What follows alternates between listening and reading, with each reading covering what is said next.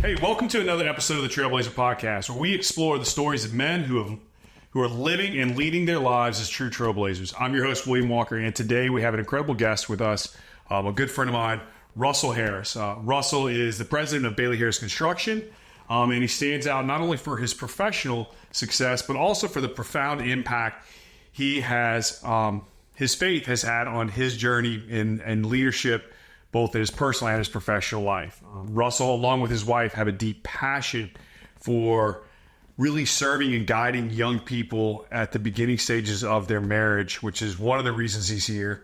Actually, it's probably the biggest reason he's here. I mean, it's great that he's had amazing success in the business world, but it's knowing how he has chosen to live his life and through his faith as a guiding principle and guiding factor in decisions he makes, both in his personal and professional life.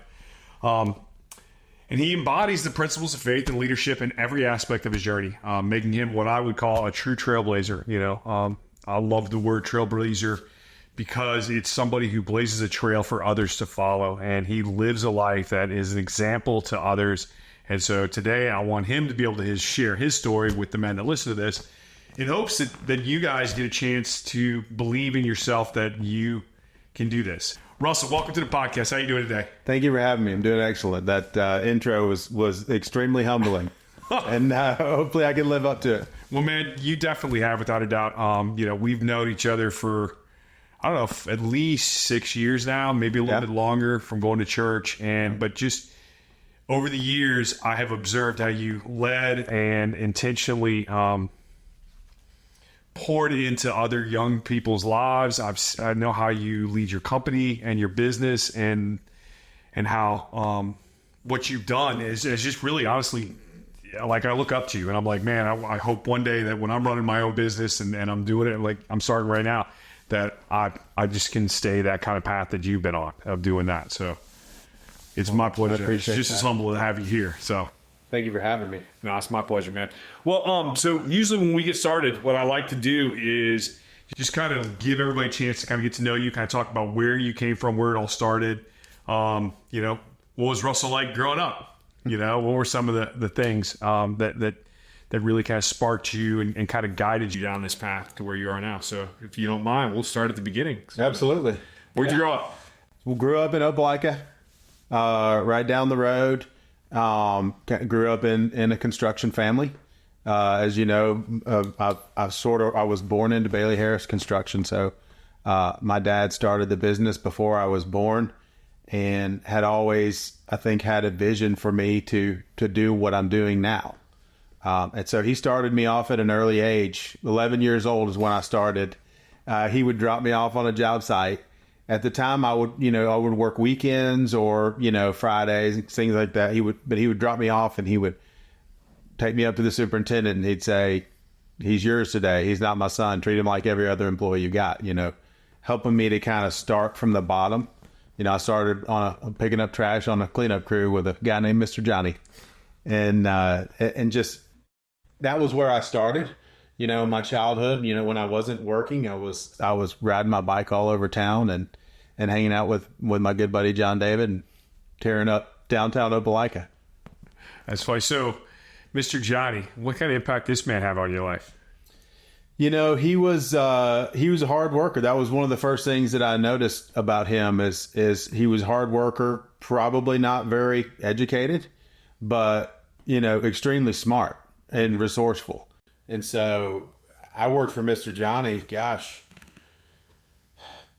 he was with us for several years, probably up until I was 17 or 18. Okay. I still worked for Mr. Johnny. A funny story, he's always called me Rusty. And I think he thought that was my real name because people would try to correct him, and he would say, "No, it's not Rusty, that's Rusty." And so he and I, we kind of became partners when I first started. Mm-hmm. He was teaching me how to shovel and how to sweep and how to, learn your way around a job site. Because in the construction world, it's a dangerous place, especially for an 11-year-old boy. So he kind of took me under his wing and really kind of, helped me learn how to navigate that so that when I wasn't working with him, that I would be okay. That's cool, man. That's awesome. All right, so 11 to 17, you work with Mr. Johnny. So talk to me, obviously junior high and high school was in the middle of all this. You play a lot of sports, or did you? I played a few sports. I played football in high school and track.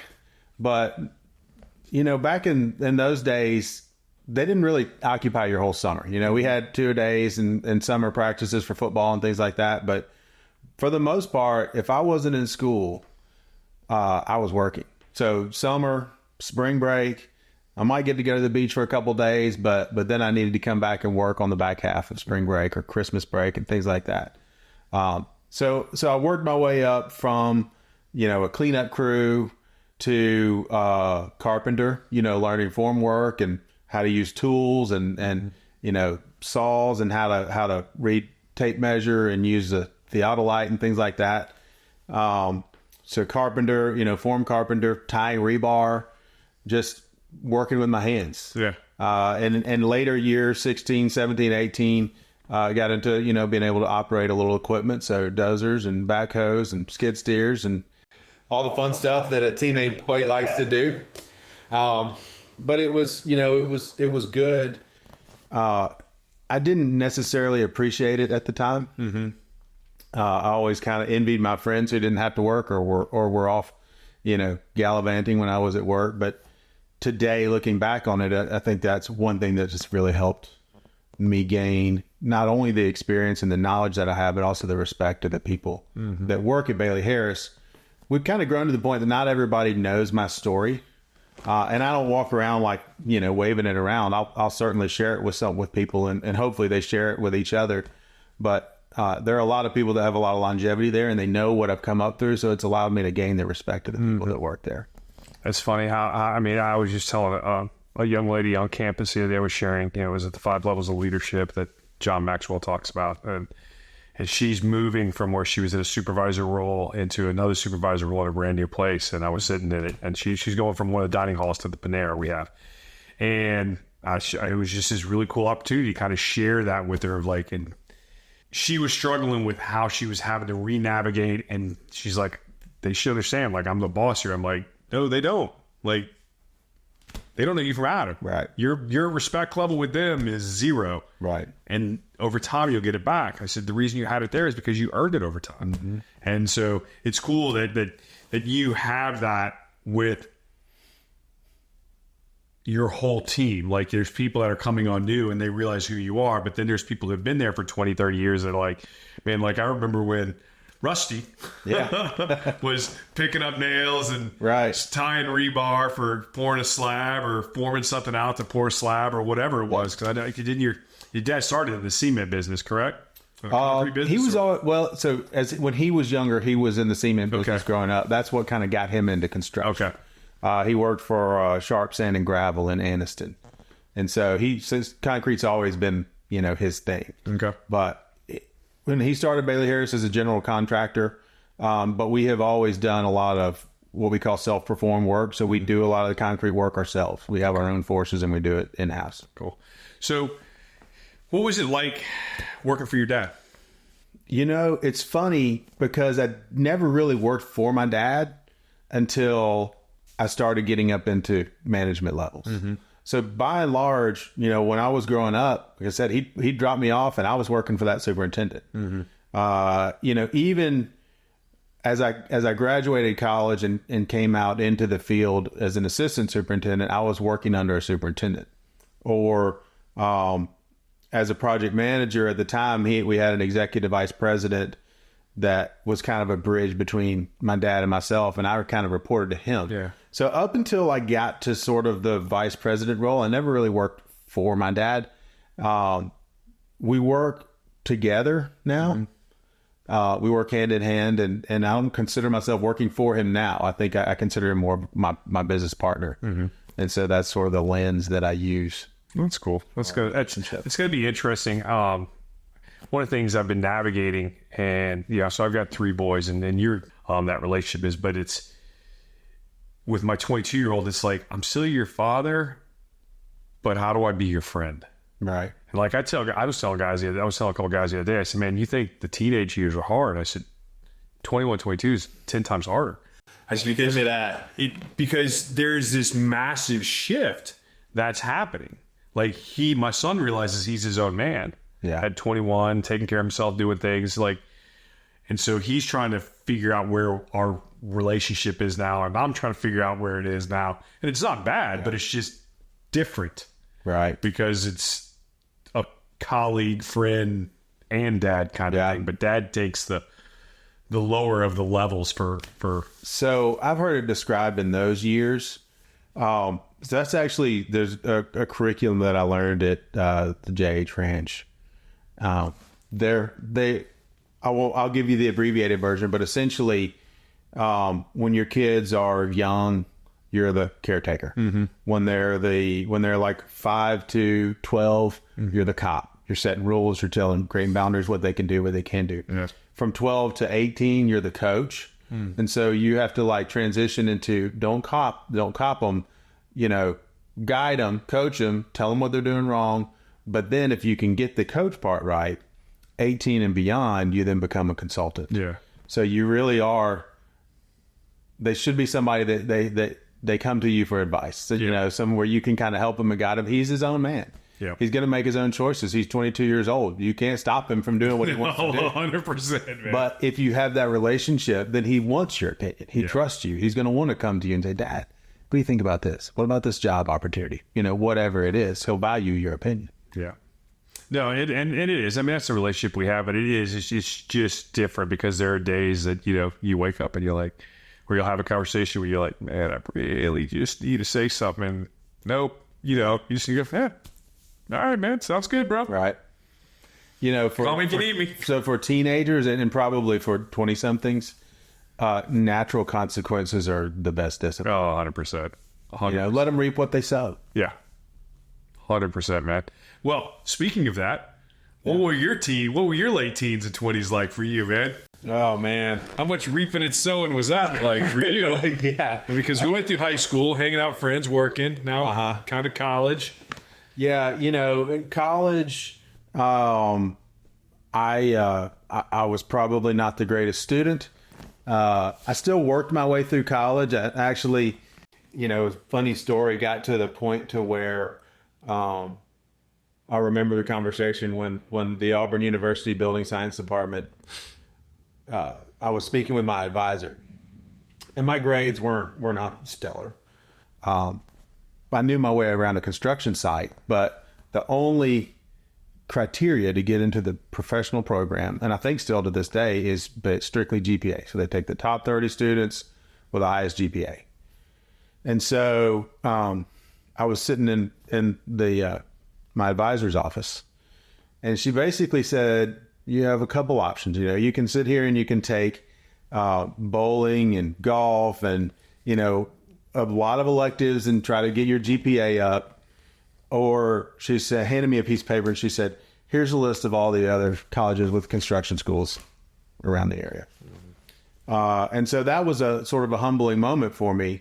My dad graduated from Auburn. I grew up in Auburn. That was the Auburn Building Science program is extremely prestigious, and it is a good school. But what irritated me about it is like I said, I could work circles around these kids on a construction site, but I was not a model student.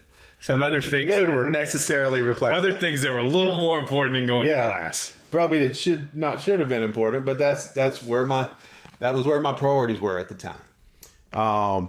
And so that was honestly kind of a pivotal moment for me. So I took that paper, I went back to my parents, and we basically decided, hey, maybe Auburn's not the right place for you. And I ended up going to a school in Atlanta. It's now Kennesaw State. At the time, it was Southern Polytechnic State, Marietta, Georgia. Mm-hmm. Ended up going to school up there. They had a really good construction program. What I liked about it is a lot of the students that I was in class with also worked. Mm-hmm. And so I actually, funny story there was, I worked in the bookstore for a little while because I just have always had a job. I've always worked. Even my dad encouraged me. He was like, you don't need to work. You just need to focus on school. But I got a job in the bookstore because I just wanted something to do. Mm-hmm. And there was a lady that worked in the civil engineering department. Her husband worked for a general contractor, and they were actually about a mile down the road. And so she said, I got to know her. She said, hey, they're looking for interns. Why don't you go talk to them interview for a job. So I interviewed for an internship at this company called the Conlon Company. They're a large, really large general contractor now. At the time, they were doing $200 or $300 million a year. And so I got a job with the Conlon Company, worked my way through college in Atlanta, got my act together, made the dean's list my last 3 semesters, and Conlon actually offered me a job when I graduated. They wanted me to stay around. Well, that's pretty good. So $200-300 million a year is not a small company. Well, now they're doing about 1.5 to 2 billion. Okay, so that's a fairly big jump. It's a very successful construction company. Great people. I still talk to some of the people that I worked with at Conlon Company, but that kind of, transitioning out of Auburn, moving to Atlanta, I was kind of on my own. I wasn't right next door. Couldn't just run home whenever I wanted to. Had to learn how to wash clothes and do all of those things that adults have to do. Yep. And getting a job for another construction company and kind of validating myself like, hey, I might not have been the greatest student, but I'm not an idiot. Yeah. I know what I'm doing, and they valued me as an employee there. And so that was something that was really not validating, but that was a pivotal moment for me. I grew up a lot in those few years when I was in Atlanta. I can imagine. What was your what kind of job? What all were you doing when you worked for Conlon? Mostly, I was doing I was helping with coordinate bids, sending out invitations to bid. Nowadays we do everything electronically, but back then we had to mail sets of plans or FedEx plans or drive them to somebody's office. So coordinating bids, checking submittals, working on closeouts and things like that. Kind of the grunt work side of project management, so to speak. But I got to be involved in a lot of different things working for them, and they continued to hand me more responsibility and things like that as I was able to earn it. So once you graduated, and obviously Conlon, you said offered you a job. Did you take? You didn't take it. You just came back to. I did not take it. So I presented the offer to my dad, and I told him, I said, "Hey, I've got an offer here. They want me to stay. They want me to work for them." And so he was able to beat their offer by a few $1,000s. That's good leverage on your dad. Yeah. Because your dad could have been like, "Yeah, sorry, bro. One day this company may be yours, but you can go work for them and get you a couple extra $1,000 if you want." Yeah, I use it as a negotiating tool. That's good. That's smart. Yeah. What's been your favorite job on a construction site? From me, time you started, broom pusher to super on the site, PM on the site, whatever. Oh, good. Tough question. Honestly, my favorite job would probably be superintendent. It would either be that or rod busters. Rod busters are the ones that tie the rebar. The only reason I take superintendent over being a rod buster is because that's hard work. I mean, you're working with hot rebar. It's heavy. Yeah. You're sweating. You get cut all up because the tie wire that you use it's a sharp. We don't use twisties. I had a reel. And a pair of pliers, number 9 Kleins. Funny story if we could sidebar. We can sidebar all you want, man. So one summer, the summer I turned 21, actually, we were doing a job in Minden, Louisiana. And my dad sent me down there earlier to receive a bunch of equipment. So it was a little bit of a different job than we normally do. We were setting up equipment for a particle board manufacturer. There was another general contractor on site. So he sent me down there a few weeks early. Mm-hmm. We would get trucks in and I would just have to unload them and set the equipment outside. Well, I had a lot of downtime. And so I went up to the superintendent for the other GC and I was like, "Hey, can I help y'all?" And he was like, "What do you want?" I said, "No, I'm here working. I'm in between, truckloads right now. What do you need me to do?" And he's like, "Well, they're tying rebar on the wall over there. Can you tie rebar?" It's like, "Yeah, I got my reel and my pliers in the truck." So I went out there and just put my reel on. And so what's a reel? So to tie rebar, you tie it with tie wire. Yeah. And so it comes in rolls, and you have a reel on the side of you have a belt with a reel on it. You put a roll inside that reel. And so you just have like a constant string of tie wire. And so you're pulling it out. Okay. You wrap it around the rebar. You twist it, cut it, twist it 2 more times. Then you go to the next one. So you have to have a reel of wire. You can use twisties, but that's the I was just saying, That's I've the only used rookie the way to twist. do it. I've only used the twisties. They have the little hook, the little got two circles at hooks, the top, and you grab the hook with hook. You zip. That's the rookie way to do it. That's okay, Real rod man, it busters works. have a reel and a pair of number 9 All right, well, cloths. you'll have to teach me one day. Not that I want to pour a bunch of concrete, but I'd like to learn it. So, your two favorite jobs, superintendent or tie wire. I can see the benefit of both. Like so, or why you would like both. One is just there's something to be said about just getting out there and doing that. Just doing hard things. It's almost like mindless work. Like I'm the type of person where I can do repetitive things over and over again. And so you can get lost in your thoughts. Mm-hmm. When you're tying rebar, you've got a whole slab or you've got a wall or a footing or whatever, you can just go to work. You don't have to think about a whole lot. The superintendent side of things is more challenging from, you've got to plan, you've got to think ahead. You got to coordinate subcontractors. You're looking at safety risk. You're looking at quality. There's a lot of other things that go into being a superintendent, but it's a little less strenuous. You're still out there on your feet. You're in the heat all day. You're still working, but I'm telling you what, being rod busting, even though I enjoy doing it, it's probably one of those that I might enjoy for 30 minutes, and then I'd be like, you guys can have this back. So it's funny. There's a story that says that Winston Churchill, every day he came home, he went into his backyard and just built a brick wall. I didn't have to think about it. I wasn't writing. I wasn't reading. I was just brick. And it's just, there's a mindlessness. Not mindlessness. That's probably the wrong word to use because I don't want to insult anybody who's doing this kind of work, but it's just this, I can do it repetitive. Yeah. I can just, for me, when I was a chef, like everybody would laugh, be like, hey, why are you over there washing dishes? Because I can just do it. You can kind of clear your brain. It's disconnect. For me, to this day, for me, it's yard work now. Because I don't really get a lot of opportunities to work with my hands anymore. Mm-hmm. So I do my own yard work, and I enjoy doing it, and it's fun to me.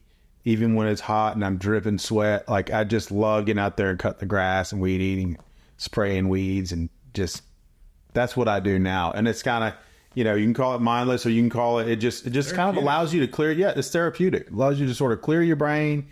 You can get done at the end of the day, and you can say, "I did a good job on that." Yeah, I think there's a lot to be said for that for men in the world today. We have embraced comfort to a whole nother level. Mm. We pay people to do our yards, and I'm not knocking that because I pay a guy to do my yard. But there's a lot of the hard things that I do on a regular basis that I like to do. My back deck, I built. Yeah. And I like to do things like that.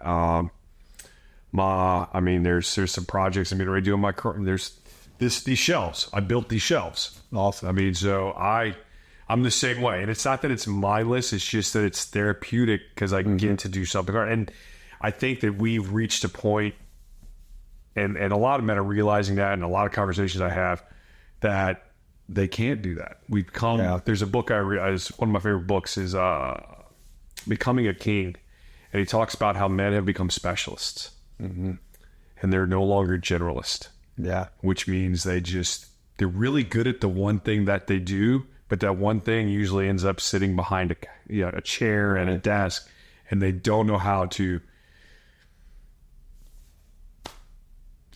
wire up it's not a lot to wire up a ceiling. No, it's not. Right? It's actually pretty easy. It's usually 3 wires, and if you can just get someone to help you hold it up there while you're putting it in the roof, it's done. Yeah, that's the hardest part. Yeah, it really is. And they're not willing to step into these places and do stuff that's not dangerous, but just uncomfortable because they're scared. Sometimes working with your hands, especially if you're not accustomed to it, it can be a little bit scary.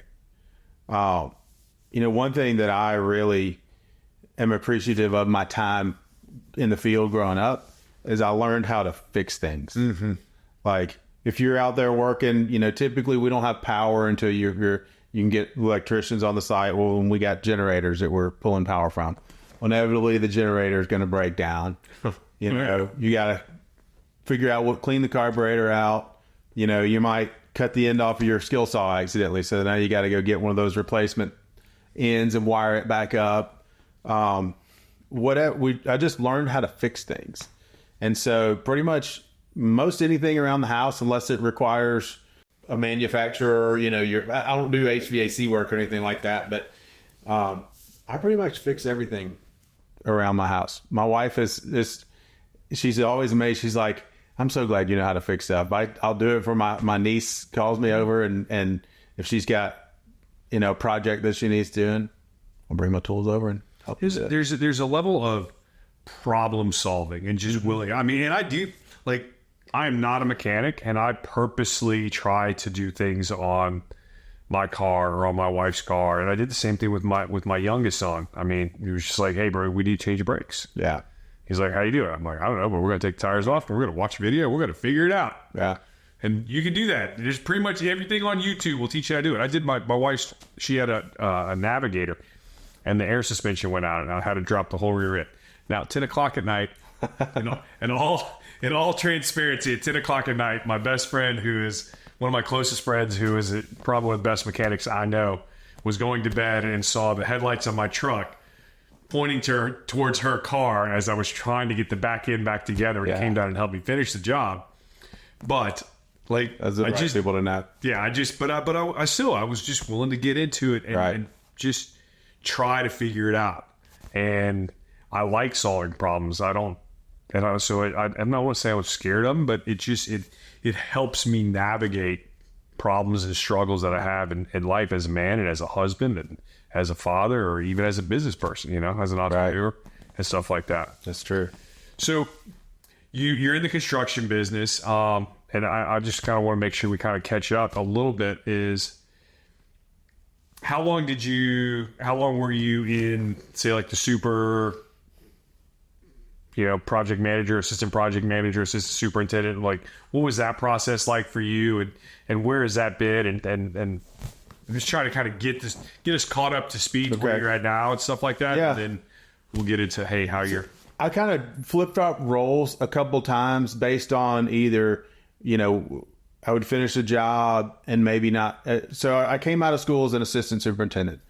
I did about 3 years as an assistant, and then I graduated to superintendent, where basically as an assistant superintendent, you report to the lead super on the job.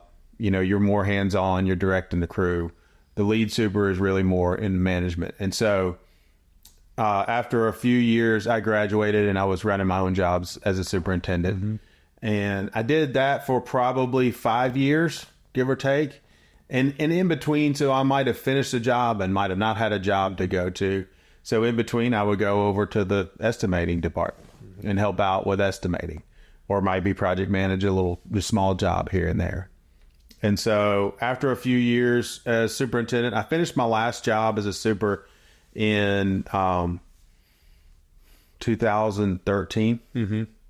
And so then I came out and managed a couple jobs as a project manager. Mm-hmm. So without getting too deep into the weeds, on the construction project, the PM and the superintendent, they're like a offensive coordinator and a defensive coordinator. So the superintendent's in charge of all the field side and what happens on the job site. The project manager is in charge of the back of house, the office things, so the buying out, the submittals, the subcontracts, ordering materials, things of that nature. Okay. The financial side of things. So I did that for a couple years, probably another 3 to 5 years. Again, it was a little bit fluid, jumping back and forth in between. And I don't remember the exact year, but it was probably 2014 or 15, 16. I stepped into the role of vice president of VP of operations, I think it was. Started to learn more of getting into the management of, okay, let's look after multiple projects. At the time, we didn't really have the hierarchy. We actually have several middle management layers now that we didn't have back then. But I was getting more into learning how to manage a business, learning how to manage a group of projects, learning how to manage people. I mean, that's honestly the hard part of my job. Yeah. Construction's easy. Building stuff's easy. Love doing it. Could do it all day long. Managing people is what's the difficult part of my business. So about that time, I just became a student of leadership. Mm-hmm. You know, I would listen to podcasts and read books and you know, got into a lot of John Maxwell stuff, a lot of Patrick Lencioni, Simon Sinek. I was trying to, and I still to this day, I consider myself a student of leadership. Mm-hmm. Just really trying to absorb everything that I could to be able to successfully run the business. So when you look back over your, and so, I mean, I'm going to, because I don't want to miss what happened in that area. When you think of, hey, superintendent, assistant super project manager, doing some estimating, and then stepping into this VP of operations kind of role where you're stepping back more into the office, the corporate office, and managing a little bit of the bigger picture of what's going on. What were some of the biggest leadership lessons that you learned in each one of those areas that's really been pivotal to your success into where you are now? I think the one thing that really translates, it's almost been a thread all the way through, is how you treat people will determine what you can get out of them. That's good. You know, I still, to this day, we have, and hopefully you can ask everyone at Bailey Harris and they'll, you say the word people first, the words people first. Mm-hmm. That's going to be familiar language. I say this all, we're a people first company. You know, what's Jesus' greatest commandment? Love the Lord your God with all your heart. Love your neighbor as your friend. Yeah. People first. You know, so if you treat people well, they'll get behind you. You know, if you value them as a person, not just what they can do for you. Yeah. I think for me, that's kind of been the secret sauce, is just really having kind of a people first bent on my life. Mm-hmm. So having that people first, and then, I mean, you just referred to, you know, literally the greatest commandment there is. I mean, it's the one even Jesus was like, hey, this is, like, all of them mattered, but none of them matter more than this one. And I would agree 100% wholeheartedly. I mean, not that I really have any place to disagree with Jesus, right? How has your faith played a role in that as a consistent? I mean, you say people first. Was your faith something that was just foundational from the very beginning? Or has it been something that's just kind of over time, you're like, hey man, like these are really the values and the things that I need to build my life around, to build my family around, to build my business around? Yeah, that's a good question. You know, that kind of falls into that first question that was on my list. So. Yeah.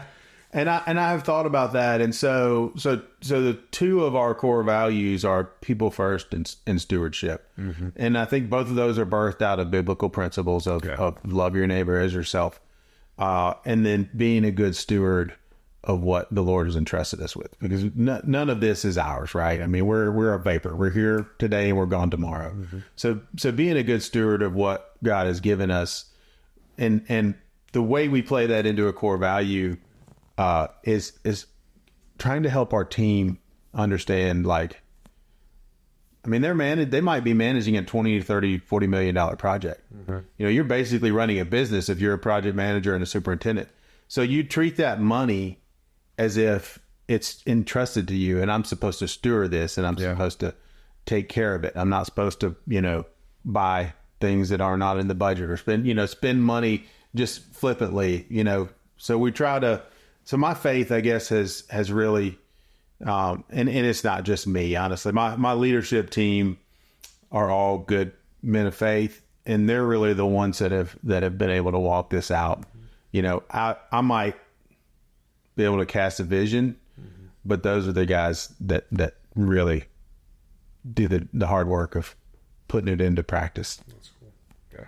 Did you grow up with that, or was that something that came to you in later life? So when did that really kind of that transition happen for you, to where you're like, hey man, you know, like my faith needs to be front and center here? I mean, or was it just always there? So I grew up in church. You didn't have a drug problem like I did, where I was drugged to church every Sunday. I was drugged to church on Sunday nights and Wednesdays. Okay. Good. I would give them Sunday mornings, but then we had to go back Sunday nights, and then we also had to go back Wednesdays. About the time that I turned 18 and moved out of the house and, was old enough to make my own decisions, church was the furthest thing from my mind. Church, faith, all of that. I got as far away from it as I could. And so after I got married, had 2 kids in the house. My son was about, 3 months old, maybe older than that, 3 to 6 months. I don't remember the exact age, but I remember there was a time where, if I can be honest, we had just finished dinner and I was standing on the back porch smoking a cigarette, and I was like, I can't live my life like this. I've got a wife and 2 kids who depend on me, and my wife actually got us back involved in the church that she grew up in, and it was there that I sort of rededicated my life to the Lord and really started to go deeper into my faith journey. That's cool. And how has that continued to play? How do you see that, or how has that continued to play a role in how you've evolved as a leader? Like, were there moments that you had where it's like, man, like, here's a shift I got to make? That was probably the biggest one. There have been others, speaking of like things like integrity, and honesty is a big thing in our household. And my wife has really been she's been the driving force in that.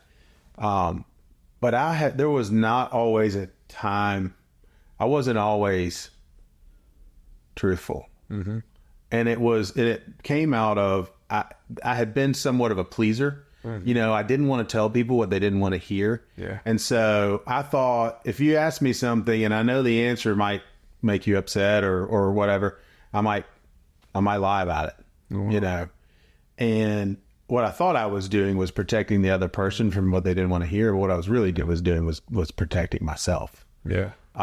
And so there's been a huge shift in that department. Like, I've learned how to have hard conversations with people. I've learned how to tell people what I think they don't want to hear.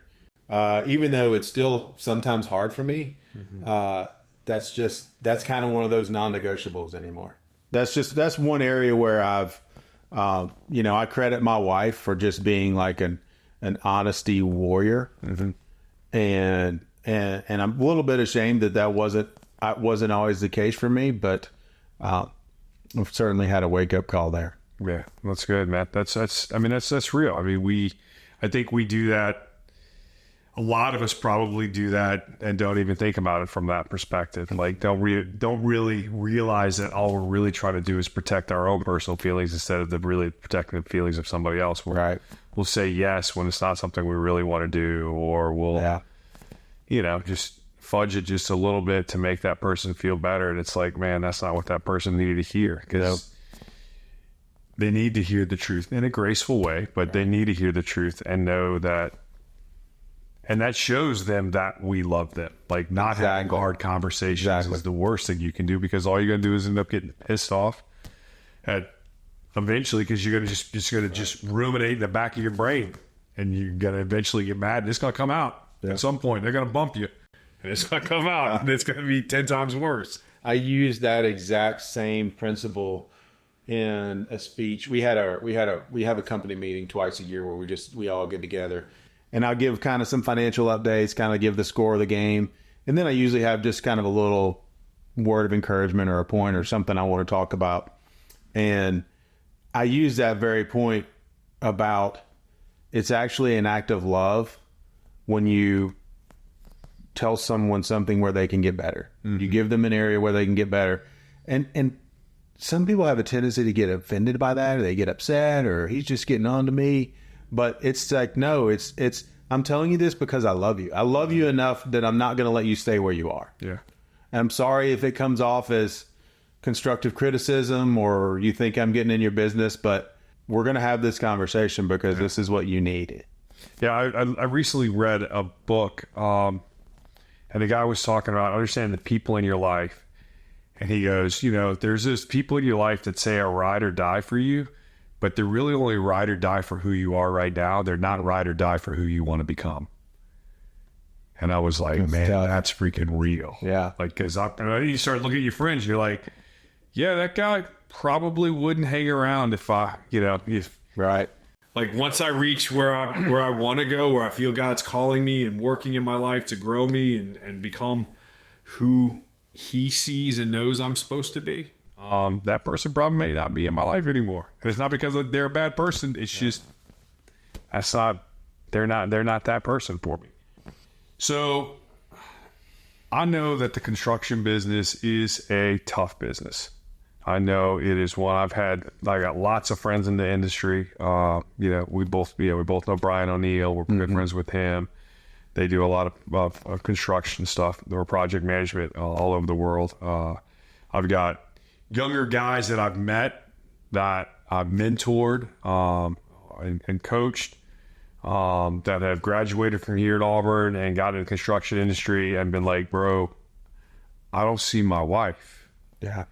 And knowing your values and your passion for young people having a successful and just faith-rooted marriage, how do you help navigate that balance with your company, but also with your family and in your life? Because it's not always conducive to a family. I mean, I know guys that fly out on Monday or fly out on Sunday night and go home on Fridays and they're home Saturday. Yeah. The construction business is not necessarily family friendly. Mm-hmm. And balance is not, it's a journey, not a destination. Mm-hmm. Right. I don't think that you ever arrive and say, okay, now I've got the perfect balance. We go through seasons in life, and there are seasons when you got to grind it out. There are seasons when you got to work Saturdays and Sundays. You might have to travel and be out of town for a little while. And then there are seasons when you can slow down a little bit. I think that even happens through your career progression. Mm-hmm. So earlier in your career, you're probably going to be the guy that has to work Saturdays. The superintendent's off and you're the assistant, or an APM or something, and you get in that weekend rotation, maybe more so than others. Or you might get the grunt work. You might have a pile of submittals that have deadlines, and so you might have to put in some extra hours to get that stuff done. So on the front end of your career, you almost kind of need to go ahead and put some of that in. It also dovetails a little bit to, especially for some of these younger folks, they're either not married or just got married, don't have kids yet, can probably stand and afford to work a few more hours. And then as you progress through your career, then you get into more of a senior role, more of a supervisory role, and that's when you start having families and kids and things like that. So yeah, there are seasons, and then there's career progression that I think both helps with the balance. Mm-hmm. We have a pretty generous vacation policy, and we encourage people to use it. The one stipulation that I give, and I'll tell everybody this, I've told people this in interviews, like, look, I don't care if you can want to take 6 or 8 weeks off a year. That's great. If you have the flexibility to do that, all we ask is that you get your job done. Don't go on a week's vacation if you've got a bunch of loose ends. Maybe you're buying out a job and you've got your concrete subcontractor starting next week. Well, you left on Friday and didn't get a subcontract done. So, now he can't start work. Don't leave me with a bunch of loose ends. Now, I know that the construction world will not allow people to take 6 or 8 weeks worth of vacation, So I know some peers in the industry that have basically an unlimited vacation policy. They don't have a 2 weeks or 3 weeks or 4 weeks, whatever. They just say, take time off when you can take it. Yeah. But the same principle applies. Get your job done. Don't leave me with a bunch of loose ends, and then go spend time with your family. Yeah. That sounds good, right? Do you see it as a struggle for the guys and for the people that work for you? Because I ask this question because, look, the hospitality industry, working as a chef, very much the same way. It was 10 years ago. Well, yeah, 10 years ago when my wife looked at me and goes, this isn't going to work. Like, we had been married 4 years, and 4 years, 3 years, 2 years, I don't know. Somewhere. We're like 12, 13 years out. Right. I just don't count anymore. That's not true. I do count. I do count.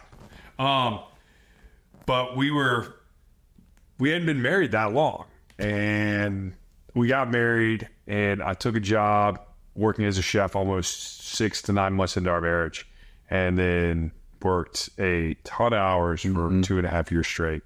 And I came home one night, and she's like, "This just isn't going to work anymore." Yeah, those are late hours too, aren't they? Yeah. So it's go to work at 7, 8 in the morning, work till 9, 10 o'clock at night. So you're gone all day. Yeah. And there's not like there's a break in between. And when there is a day that's closed, either she was working, so I would just be like, well, I might as well just go to work. I'd get some more work done. Like, what am I going to do? Sit around? Yeah. I've all the clothes are folded, the bed's made, the house is clean. Like, right. Yeah, but eventually that's unsustainable. Yeah. The biggest enemy for, at least for our business and for me in the construction world, is the generational, the previous generation didn't really believe in vacations. Yeah. And actually my dad, we had a reputation around here that, like, if you were on vacation and he found out about it, he was going to call you and give you a job to do while you're on vacation. Like, so that was, for us, it was the cultural, like, we have this vacation policy, but we don't really want you to use it. We just want it to look good on paper, having to overcome that. Yeah.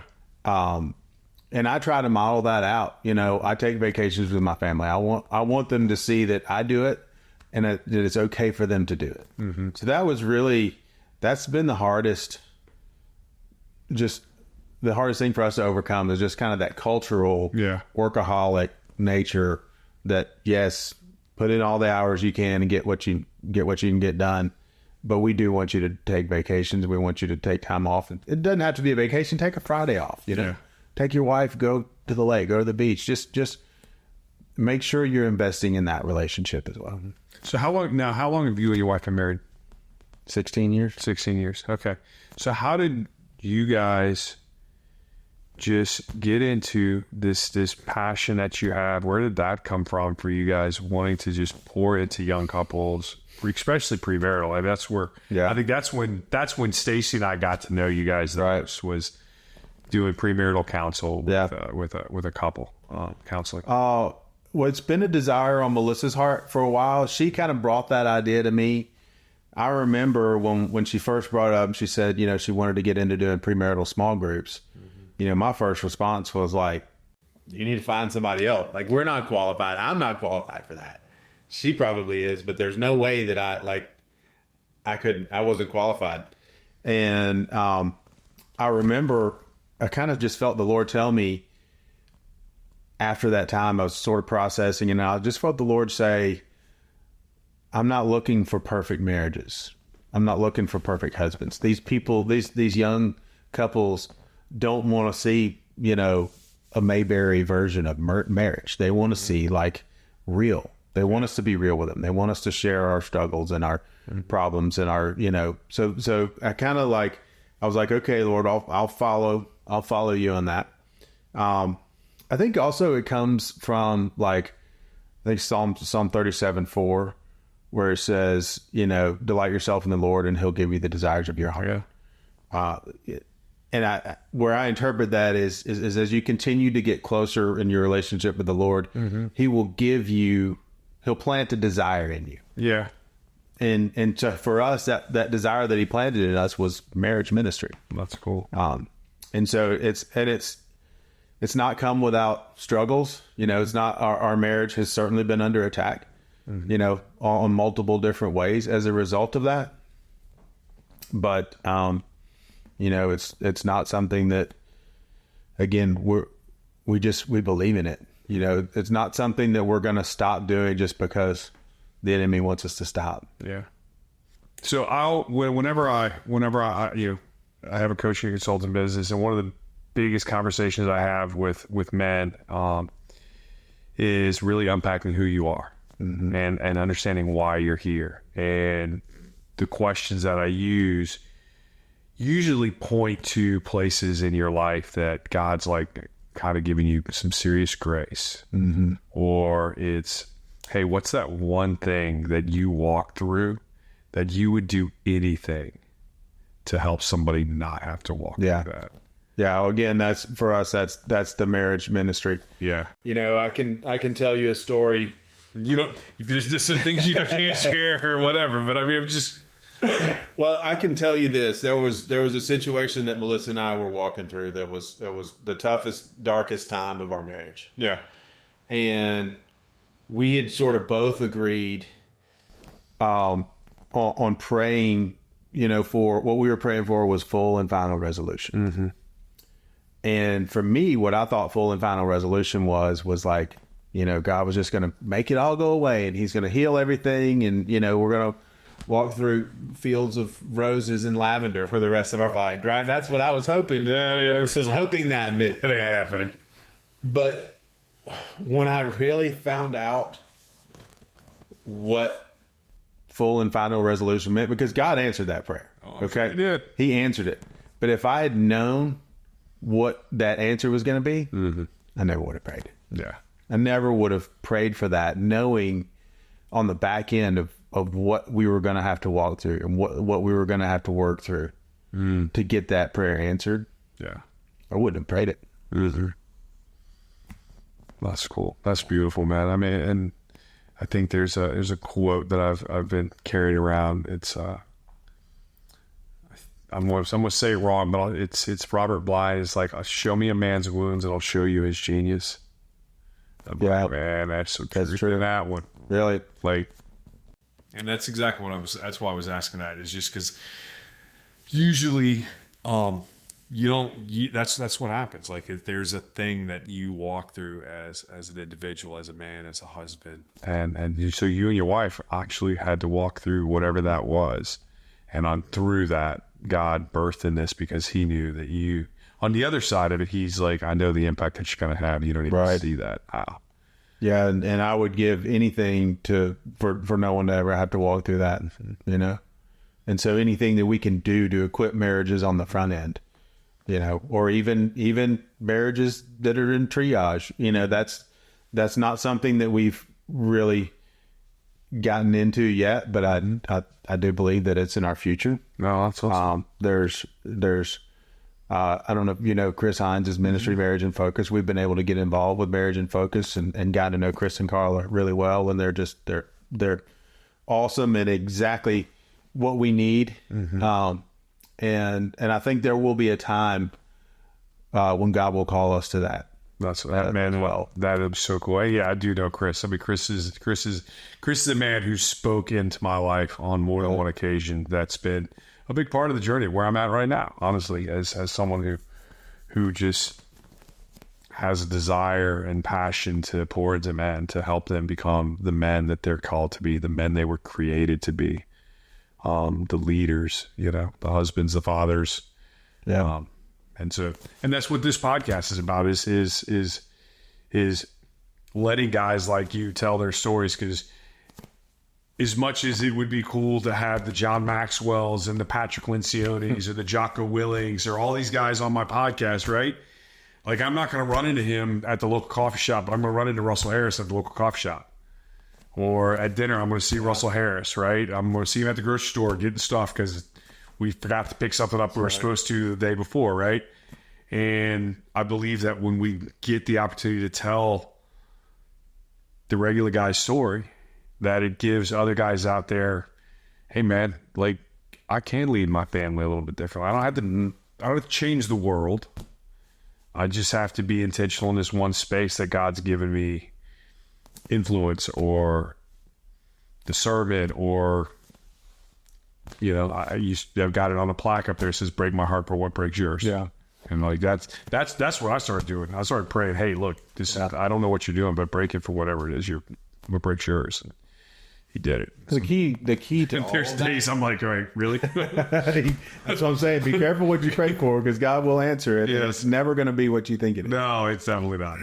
But the key to all of that is just growing deeper in your relationship with God. You know? It's so true.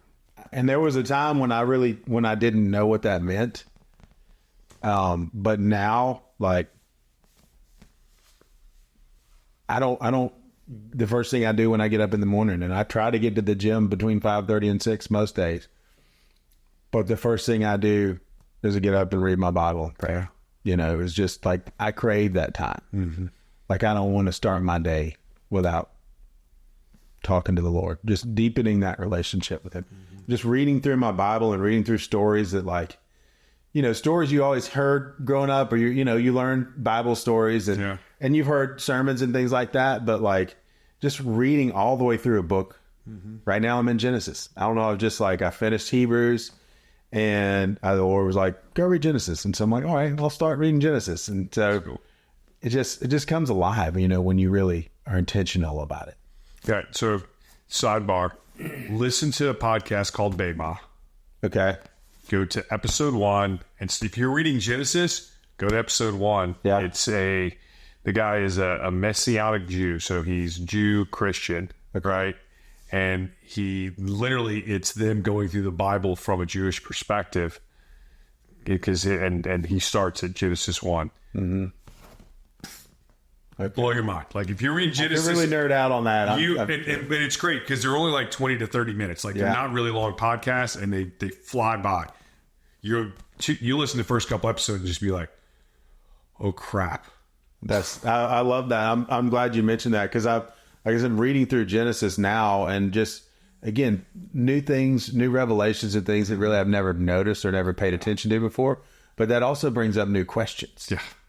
And so that's really cool. I'm going to check that out. You'll totally enjoy it. And it's funny, because the next question I'm going to ask you is, how do you maintain a strong faith-driven relationship with both your wife and in your personal life, and balancing that work and faith? And you nailed it. You're like, man, I get up every morning and it's the first thing I do. It's the center of my life. Yeah.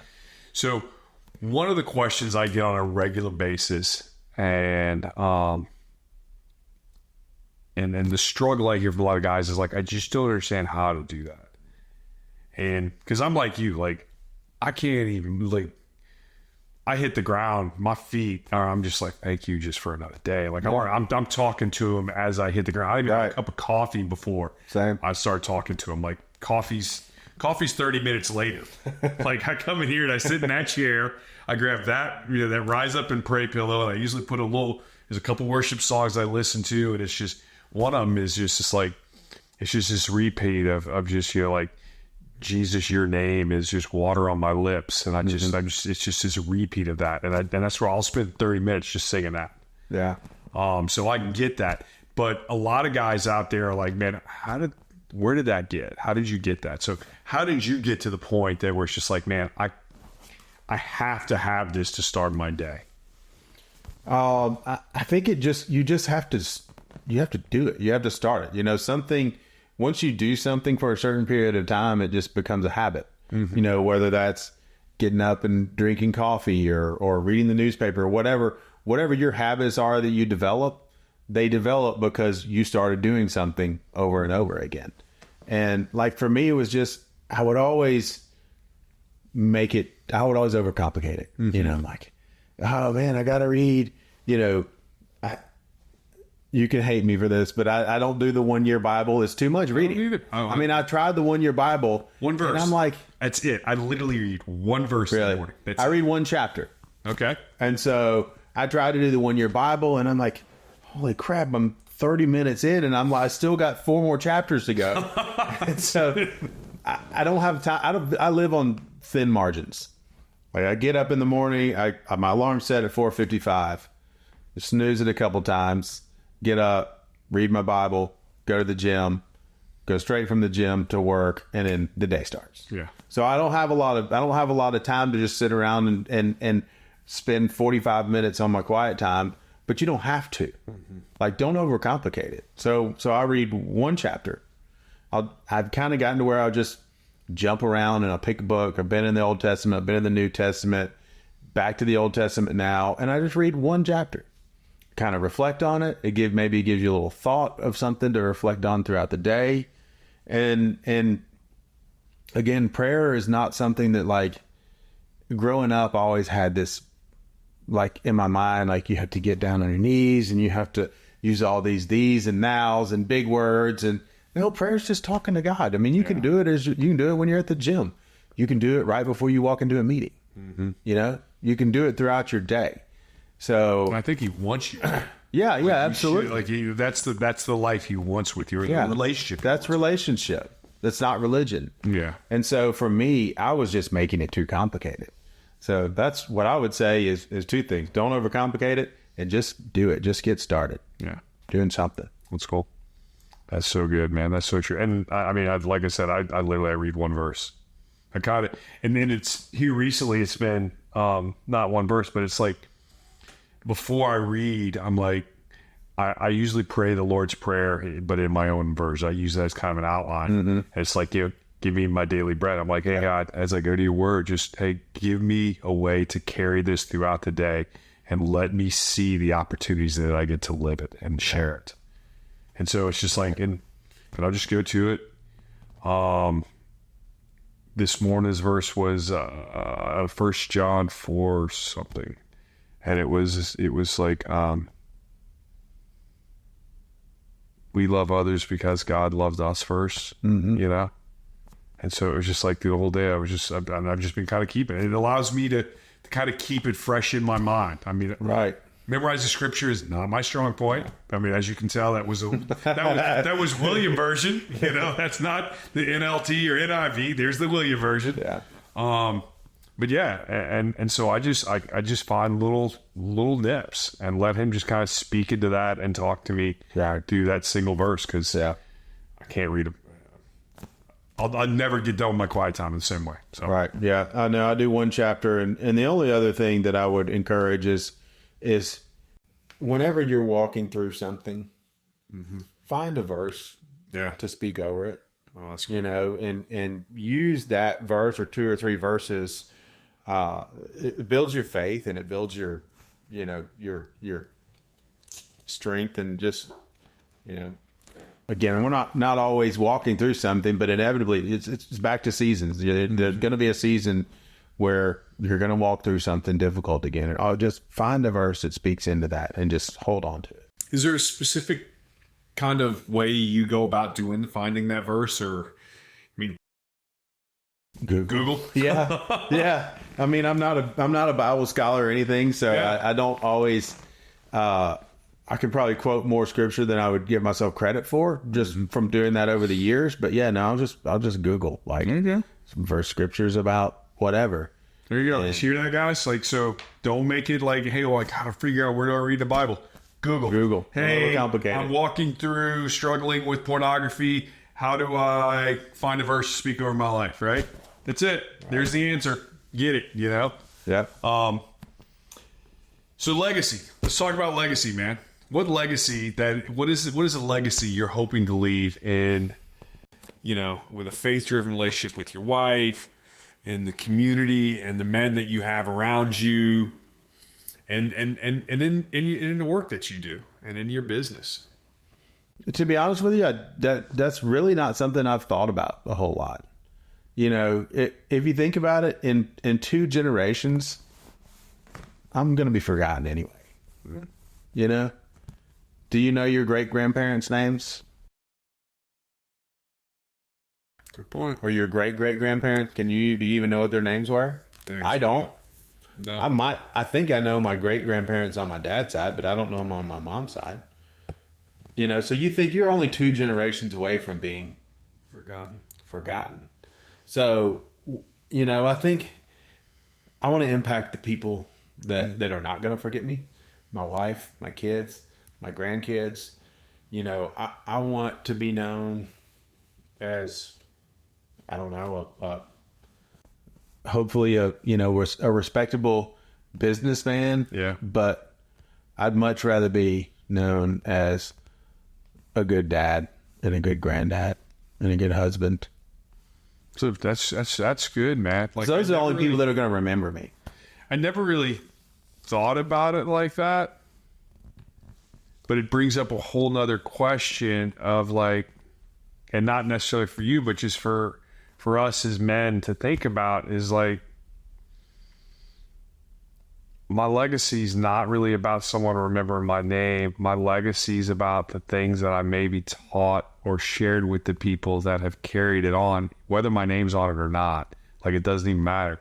Yeah. So now more than anything, what I do, how I behave, how I treat my family and the relationships I have with the men that I'm in community with is even more important. I mean, and obviously through the lens of my faith, so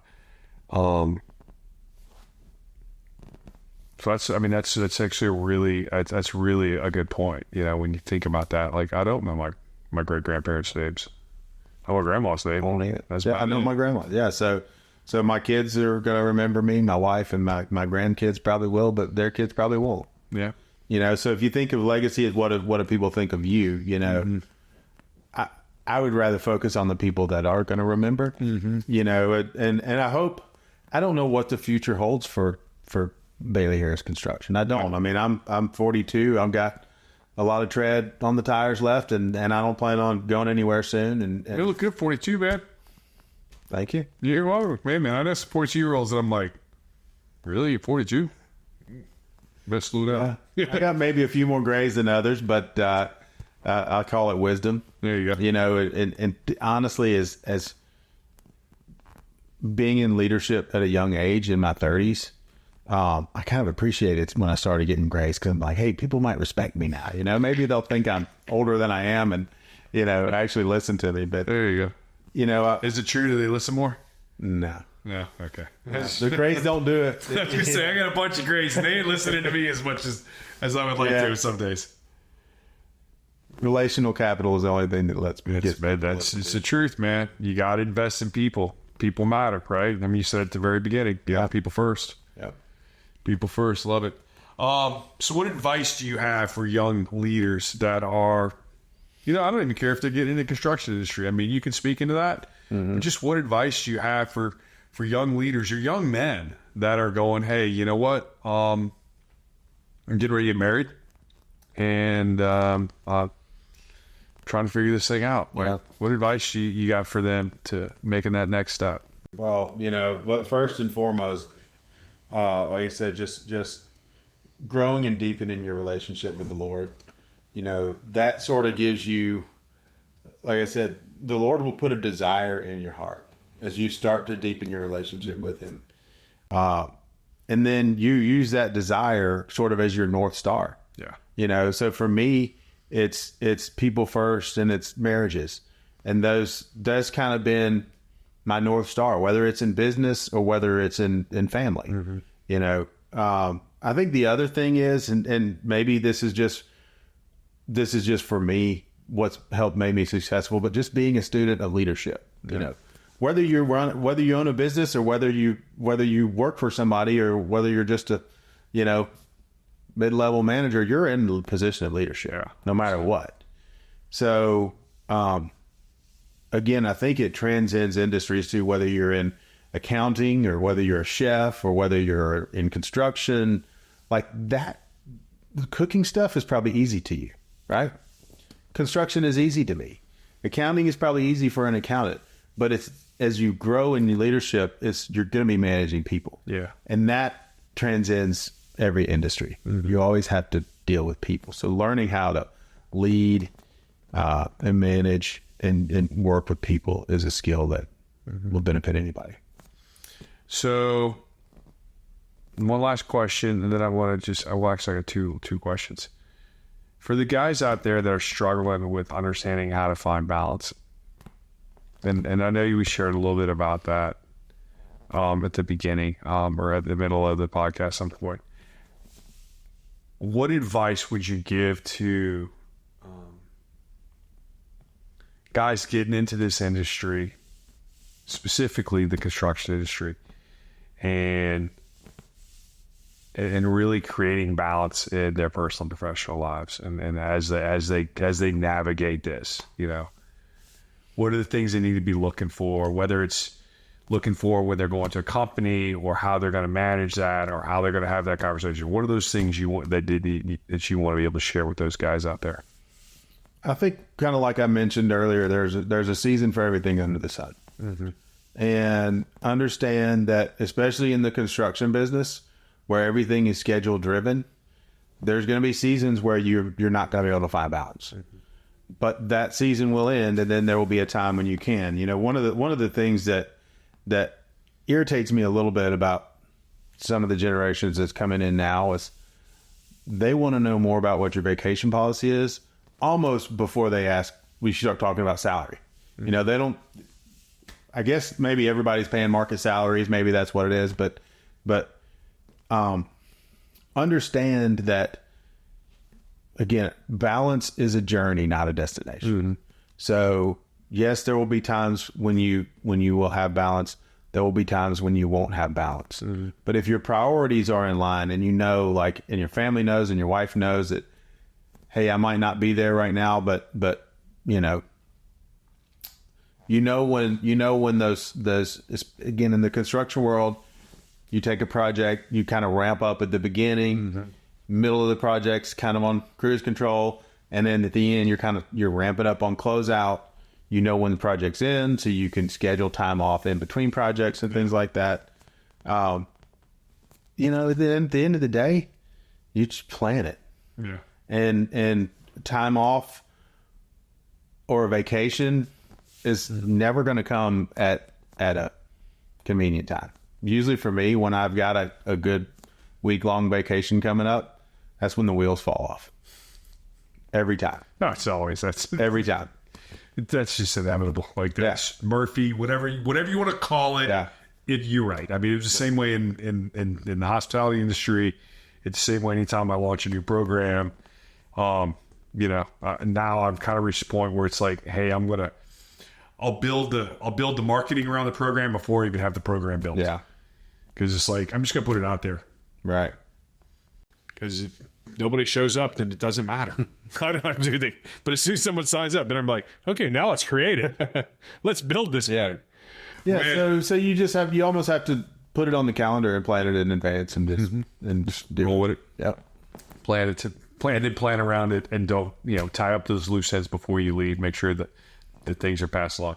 All right. So as we kind of wrap this up, man, I really wanted to kind of turn it over to you and just be like, hey, is there anything that you would like to share with a young guy that, hey, I'm getting ready to get married, any advice that you want to give, anything you want to share in any of these avenues that we talked about? I know you definitely have a passion for people, for young people that are preparing to get married, stuff like that. So I definitely want to give you an opportunity to kind of, hey, look, here's the things you need to be doing, guys. Like, whatever that is, like, is there anything you'd like to share as we kind of wrap up? That's tough. Put me on the spot. There's, I